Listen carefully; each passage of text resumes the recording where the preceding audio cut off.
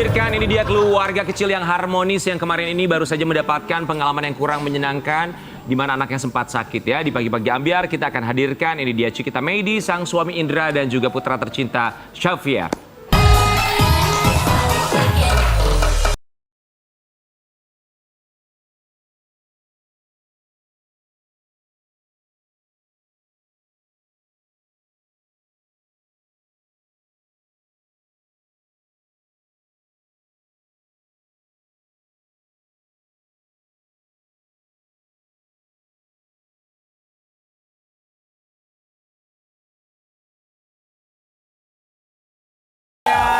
Cikita Meidi, sang suami Indra dan juga Xavier. Umur berapa Xavier sekarang? 4 tahun. 4 tahun. Yang kemarin sempat salah diagnosa sebuah penyakit begitu langka.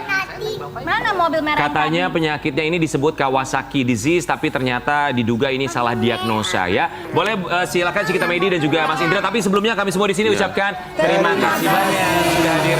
Silakan duduk. Punya datang ke sini apa sayang? Ya, Sobat Ambiar, kita mau kasih lihat ini apa yang sempat terjadi untuk keluarga Cikita Meidi, khususnya anaknya Xavier yang baru saja berusia 4 tahun yang kemarin sempat sakit, tapi diduga salah diagnosa penyakit yang begitu langka sekali. Ini dia berita dari seorang Cikita Meidi. Cerita kepanikan Cikita Meidi, anaknya divonis Kawasaki disease. Ternyata salah diagnosis. Oke, buat Terima kasih kakak. Cikita, Terima kasih, Onti. apa yang terjadi sebenarnya saat itu? Sebenarnya singkat cerita anak aku demam di tanggal 11 April dini hari abis sahur dan disertai juga dengan mimisan. Dan saat itu suami aku panik. Saat itu aku melihat darahnya juga cukup terkontrol. Jadi kayak mimisan yang karena kepanasan gimana sih? Iya. Dan akhirnya kita memutuskan setelah diskusi kalau suami aku kan tipenya harus tindakan. Ya udah akhirnya aku ke emergency di dekat rumah sakit. Di rumah sakit dekat rumah kita gitu ya. Masuk ke emergency terus ketemu dokter umum, ambil darah 2 jam kita tunggu rawat inap ready. Ambil darah ready. Di situ tertulis bahwa anak aku punya CRP cukup tinggi di 179 dan ada juga keterangan di situ leukositnya itu menembus 23.000. Wow. Dan dokter umum menyatakan kalau bisa Bu, Pak, anaknya segera rawat inap karena didiagnosa infeksi bakteri. Oke, diagnosa pertama infeksi bakteri. Infeksi bakteri yang cukup hebat. Oke. Terjadi di perutnya Xavier karena Xavier kondisinya tidak makan selama 3 hari. Oke, baik. Ya, gitu. Nah, terus udah masuk rawat inap, ada dokter yang visit dan kita kan berkenalan ya. Dan dokter bilang katanya observasi dulu ya, gitu ya, sambil kita coba untuk melihat gimana reaksi obat-obatan tersebut. Hari ke-1, ke-2 demam Xavier di 38-an. Hari 3, 4, 5 kondisi Xavier memburuk, demamnya di 40. Ya, nah berarti dengan kata lain dari hari 1 sampai ke-5 tidak ada perubahan. Hari ke-5 dokter jadi menaikkan intensity visitnya ke kamar kami jadi 2 kali dengan kondisi Xavier keadaannya perutnya membuncit, menggembung lebih dari dada. Nah di situ dokter juga bilang bahwa hasil cek darah kedua dini hari memang saat aku tidur Xavier tuh sempat ambil darah tapi aku nggak tahu. Yang tahu adik aku, suami aku udah tidur gitu ya. Jadi Xavier diambil darah kedua, ternyata kondisi darahnya makin memburuk. Jadi leukositnya lebih tinggi daripada yang awal. Infeksi atau CRP-nya lebih tinggi daripada yang di awal masuk. Dan ini menandakan kondisi Xavier gawat banget dong Kak, ya kan? Dan aku memutuskan untuk kayak tanya lagi ke dokter, dok ini aku harus apa? Akhirnya dokter bilang menyamperi aku di kamar, Bu, Pak, ini terjadi infeksi bakteri cukup hebat di tubuh Xavier. Sehingga obat yang kami update dari yang awal sampai kita naikkan dosis itu tidak rilis di tubuhnya. Dan aku sama suami dikasih solusi untuk segera transfer rumah sakit dari rumah sakit sebelum ke rumah sakit yang bisa menangani diagnosa yang akan dia bicarakan. Jadi dia ngomong gini, infeksi bakteri yang kami lihat ini lebih ke arah Kawasaki setelah kami diskusi dengan tim rumah sakit. Ada dugaan Kawasaki disease. Ada dugaan Kawasaki. Oh dari mana? Oh iya bibirnya merah, lidahnya stroberi. Terus anaknya nggak mau makan, demamnya tinggi dan standby di 38, 39 nggak turun-turun. Jadi diagnosa sementara adalah Kawasaki. Kami kaget. Di rumah sakit pertama itu memang tidak bisa menangani untuk apa penyakit Kawasaki disease itu? Yes, jadi Kawasaki apa dokter sih? penyakit peradangan pembuluh darah gitu Om. Jadi karena ini peradangan cukup hebat di diri Javier sehingga takut-takut nanti akan lebih ke jantung gitu Oke. ya. Jadi takut gagal jantung. Jadi kayaknya dokter sama perawat itu kayak buru-buru untuk tindakan dan aku juga harus segera tanda tangan untuk mau tidak mau oke Javier harus segera keluar. Jadi aku cuma butuh 1 jam untuk ikutin kata dia atau kata dokter langganan. Jadi saat itu Mami melakukan hal yang menurut aku yang kayak dia tanggap dan aku udah kayak orang oleng. Aku cuma bilang ini gimana Mi, Ayang, Pi gimana gitu kan.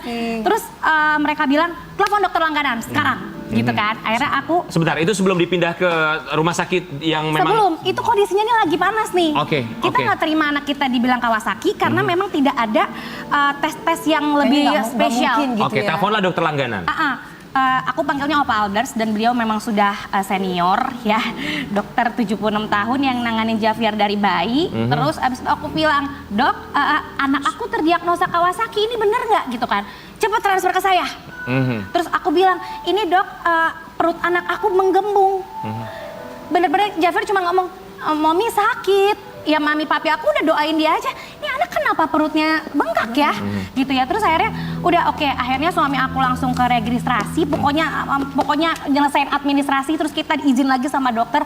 Dok kita nggak ikut dulu ya untuk yang rujukan yang versi dokter. Karena dokter langganan suruh stop dulu obatnya, pakai obatnya beliau, dan akhirnya aku stop obat yang di rumah sakit sebelumnya dan melanjutkan untuk tebus obat di luar rumah sakit itu. Tapi ya untungnya dokternya kooperatif juga, dia membolehkan aku untuk segera transfer ke rumah sakit itu dari dokter langganan. Gitu. Dan Javier kan nggak, ya udah aku cuman punya waktu 1 jam dan akhirnya aku memutuskan kayak Mami sama Indra cuman bisa bilang gini, udah segera ke dokter langganan. Mami nggak feeling di rumah sakit ini. Mami nggak feeling di dokter ini, tapi balikin ke langganannya. Terus aku yang kayak, aduh, gimana nih? Ya ini anak aku, ya ini juga cucu Mami. Betul. Terus akhirnya aku kayak, oke, udah aku ikutin kata Mami. Abis sholat maghrib kita sambil buka puasa, yaudah aku sepanjang ambulans itu 60 kilo aku menempuh dari rumah sakit sebelum ke sesudahnya. Tapi memang rumah sakit cukup membantu. Dan saat Javier dihandle sama dokter Alders yang dokter aslinya, cuma diminumin obat, puyer 2 kali dengan jangka 7 jam, ya. Dan itu kan udah rawat inap di rumah sakit kedua. Javier mau makan habis itu Kak. Oke. Akhirnya diagnosa terakhir dari dokter langganan menyatakan bahwa kita lihat dulu observasi dulu 2 hari. Ya kalau di situ kan observasinya 5 hari, kelamaan dong Kak. Nah kita kan cuma berpasrah sama dokter karena mereka lebih pintar, lebih tahu. Betul. Makanya aku pasrah gitu kan. Pada saat aku ke dokter langganan, aku cuma 2 hari. Demamnya hilang. hasilnya diagnosanya apa? Infeksi bakteri. Infeksi Bukan bakteri. Kawasaki. Bukan. Oke, dan sekarang keadaannya Javier? Seperti yang pemirsa lihat, baik-baik aja. Oke, setelah itu apakah kamu mengkomunikasikan ke rumah sakit atau oknum dokter yang pertama bahwa sebenarnya No, rumah sakit sampai sekarang tidak menemui saya.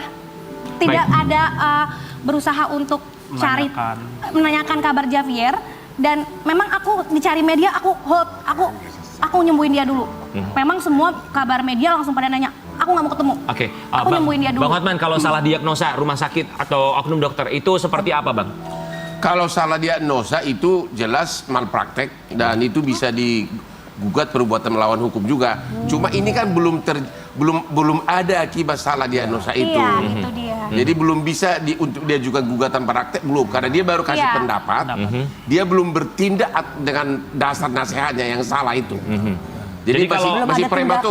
Oke, kalau pendapat saja itu masih prematur, tidak bisa dilakukan pidana misalnya malpraktek. Ya, kecuali akibat pendapat itu sudah ditindaklanjuti, mengakibatkan kerugian, baru itu bisa digugat. Ciki, aku mau nanya dong. Cikita, gue manggilnya Ciki. Lo ngomongnya Ciki. Jadi Ciki, aku mau nanya, kenapa pada saat lagi panik nggak dibawa ke dokter langganan? Jaraknya jauh Kak. Jauh. 60 km dari daerah Tangerang menuju Kan tadi Pulau udah Mas. dibilang jauh Aku kan 60 move di kilometer. rumah baru ini baru 1 tahun. Jadi karena baru pindah ya? Aku baru pindah. Rumah sakit itu dekat dengan rumah ya. Betul, jadi itu udah hal yang sangat lumrah dilakukan seorang ibu pada saat anak sakit langsung ke emergency setempat. Jadi aku udah nggak tanya reviewan rumah sakitnya seperti apa. Aku cuma tahu rumah sakitnya bagus, pelayanannya bagus, dokternya oke. Tahu Udah. bahwa anak kamu tidak sakit Kawasaki gitu, apakah kamu komplain sama pihak rumah sakitnya bahwa no. salah persepsi dokter? Yang benar tuh seperti ini, Aku saya nggak lanjutin. Oke. Aku setuju sama kata Om Hotman karena tidak ada tindakan yang ke arah ke situ, hanya cuman asumsi sementara. Cuman memang aku sempat ngobrol sama perawat, tolong sampaikan ke dokter jaga maupun spesialis, anakku kok dikasih obat setelah makan dalam kondisi kosong Oke, perutnya. baik. Tapi apapun itu ini menjadi pelajaran yang luar biasa berharga sekali dan yang terpenting adalah Javier bisa kembali sehat itu yang jauh lebih penting Jauh lagi. lebih sehat. Dan sekali lagi juga buat sobat Ambiar kita ingatkan ini hanyalah adalah oknum dokter saja ya dan karena kita juga sangat begitu yakin sekali begitu banyak rumah sakit dan juga dokter yang terpercaya dan juga berkualitas di tanah air ya. Kita akan kembali sesaat lagi tetap di pagi-pagi Ambiar.